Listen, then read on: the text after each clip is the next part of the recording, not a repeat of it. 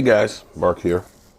And as always, I want to thank you all for watching, commenting, subscribing, and being part of the Joe Boo Sports Report.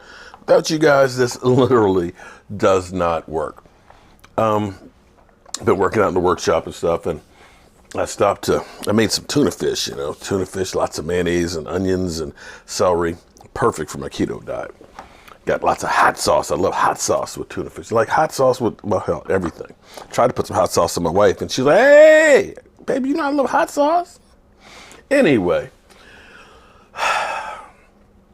my buddy Derek from Megabytes, incredibly gifted when it comes to computers. He's a freaking genius. I don't even pretend to be that good with computers. He's got his whole 30 for 30, 30 minutes, $30 for consulting, and he's been telling me some of the stories of people doing things to computers and bringing it in and saying, can you fix this?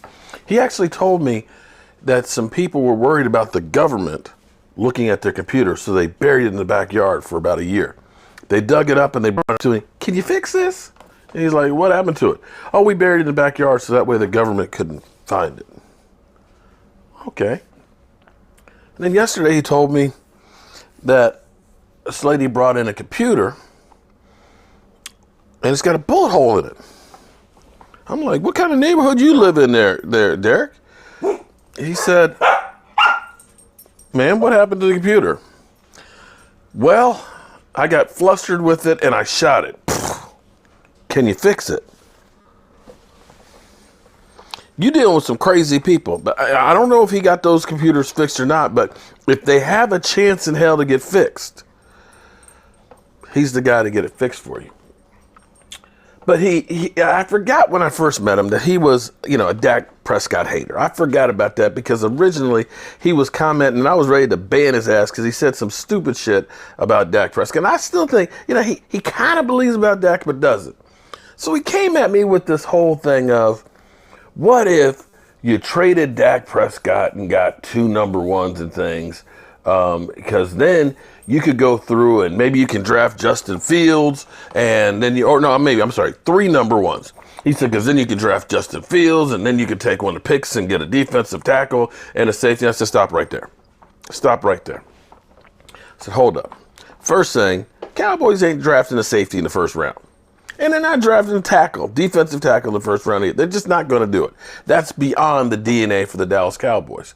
But here's the thing. I said, I'm not going to go ahead and assume, because he said maybe you get Justin Fields and he has a rookie year as good as Dak Prescott.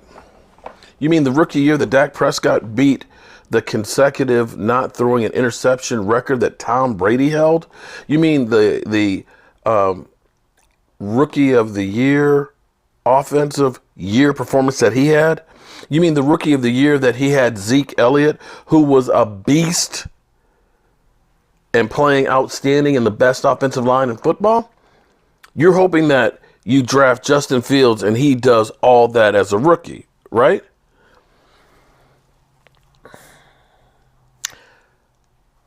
It hit me that more times than not, teams actually luck into getting a great quarterback. More times when you have the guy that they say, this guy is the guy in the draft, can't miss player, your Todd McShays and, all those guys, those draft guys and stuff that tell you, this is the one. He looks the part. He's the best one in the draft. It's the guys that they kind of throw shade on that are actually drafted later that actually perform well. And this is that whole thing because here's what I did. When I make an argument, I like to back it up. Derek, let me back up my argument here because I want you to think about this. Let me start with 2005. 2005. Alex Smith was the number 1 drafted quarterback. In fact, he was the number 1 player drafted. Aaron Rodgers fell. And if you watch that draft, you could just see the disappointment in the face of Aaron Rodgers. And maybe that's part of the drive that he has because he held it against Mike McCarthy because Mike McCarthy was the offensive coordinator that said that Alex Smith was the best quarterback there. Aaron Rodgers fell to 24th. Aaron Rodgers, clearly, Super Bowl ring, has had a better career than Alex Smith. Okay. All right. Let's skip ahead because I ain't got time. I got racks to finish outside. I didn't have time. So I'm going to start with 2010. 2010. Everybody said Sam Bradford. That's the guy. Number 1 pick in the draft. About the only thing you can say Sam Bradford is famous for is making a whole lot of money. Made over $125 million his career. I ain't mad at him. I ain't never mad about somebody making money. But you could argue that Tim Tebow actually had the better career. At least he won some playoff games. He was the second guy picked, 25th. 2011. Cam. Oh, Cam. Cam. Cam was the number 1 pick. Now, Cam Newton, MVP, and went to the Super Bowl where Von Miller and DeMarcus Ware beat the hell out of him. Can't blame it all on Cam.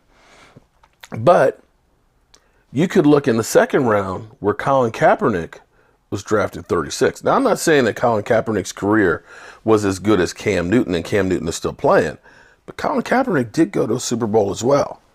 Just saying.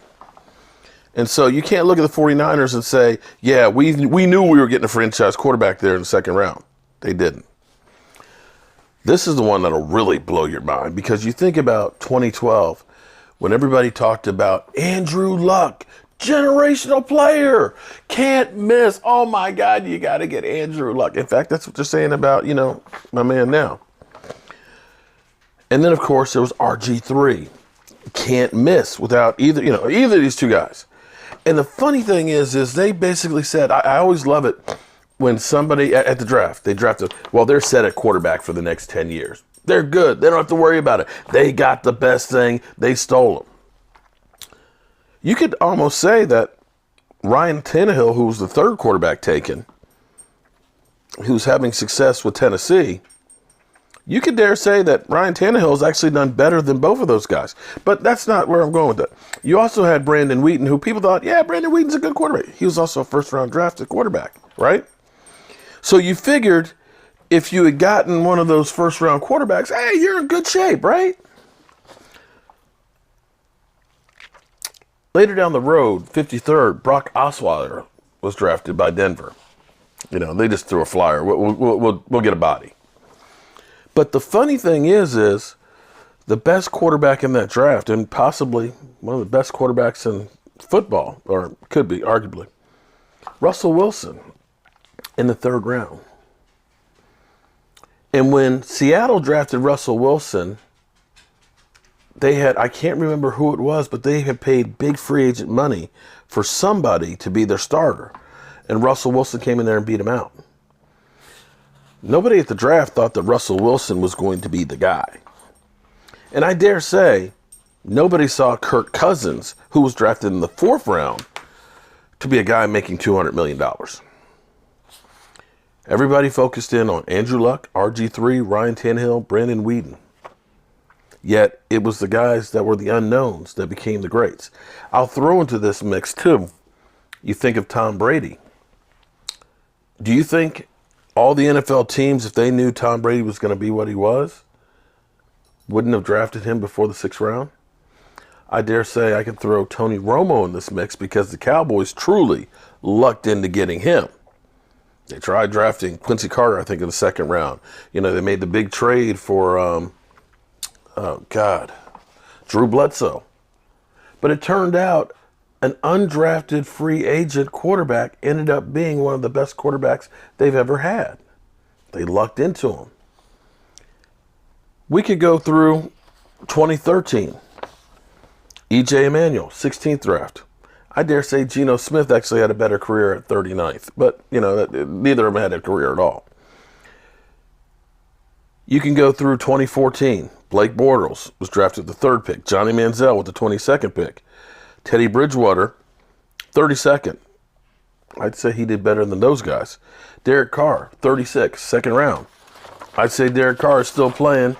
He was at one point an MVP candidate. It's the guys that nobody thinks about that become the quarterbacks.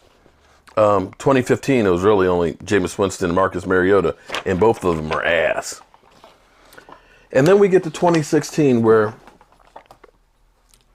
Jared Goff was first, Carson Wentz was second. And both teams traded a boatload to get him. Boatload. You even had Denver trading up to get Paxton Lynch in the first round. Yet it was Dak Prescott, 4th round draft pick that nobody gave a rat's ass about, that ended up being the best quarterback in that draft. 2017, Mitch Trubisky, the Bears traded up one place to get him. Yet Pat Mahomes, taken later, and Deshaun Watson, clearly better than Mitch Trubisky. And the last one I'll do, 2018, Baker Mayfield, first guy picked. He had a good year this year. You can't, be mad at Baker Mayfield, but they got a great defense and a great running game, which definitely helps Baker Mayfield. The third pick in the draft was Sam Darnold. Well, maybe Sam Darnold is better than what we think because he was with the Jets and they had an idiot for a coach. And then Josh Allen was drafted. Clearly, Josh Allen's the best one of that class, of those three. And then Josh Rosen was taken. Josh Rosen, is he still in the NFL? He's been on 3 different teams. And then at the end of the first round is Lamar Jackson, who's been an MVP. So that goes to show you, when they tell you, oh, these 3 quarterbacks or 4 quarterbacks, you can't miss, they're great. It's bullshit. More times than not, teams end up getting somebody and say, we'll take a flyer on them. They end up being the ones that are great. So back to this original thing, Derek. When I see or hear that the Eagles may be trading up again to get higher to reach for one of these guys after they did that to get Carson Wentz, and looking at the statistics of where these quarterbacks are, no. When you think that the Rams gave up 2 number ones, a third, and a guy that they spent all this other draft capital for Matthew Stafford, a guy that's 32. You getting back 2 or 3 number ones, there's no guarantee that you're going to hit on those. There's none. You could end up getting you could trade up for Justin Fields, and Justin Fields could be Josh Rosen. And then what are you going to do? How much more is it going to cost you to find a quarterback? So that's my argument, Derek. When you come to me, when it comes to computers and you're helping my wife download all the stuff and onto the hard drives, I don't know shit about that. I don't pretend to. But I got to tell you, your argument for that, sorry, call me a Dak lover or whatever. A bird in a hand beats 2 draft picks in the bush. And I'm going to go back to my spicy tuna fish. But